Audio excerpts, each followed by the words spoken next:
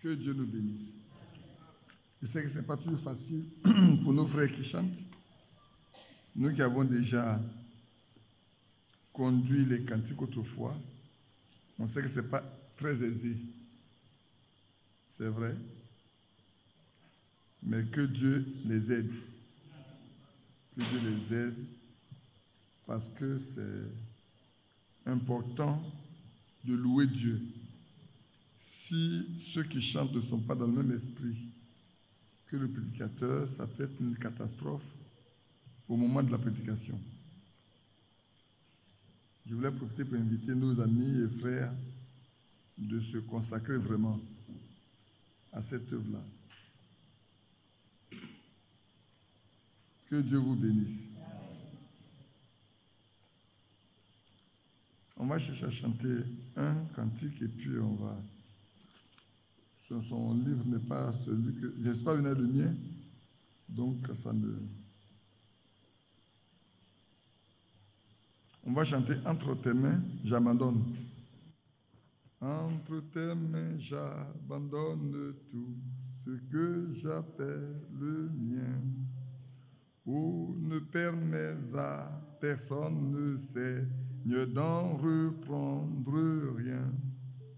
Oui, prends tout, Seigneur. Oui, prends tout, Seigneur. Entre tes mains, j'abandonne tout avec bonheur. Avec bonheur. C'est pas avec Seigneur. Ouais, ça veut dire Seigneur, c'est pas évident. 2, 3.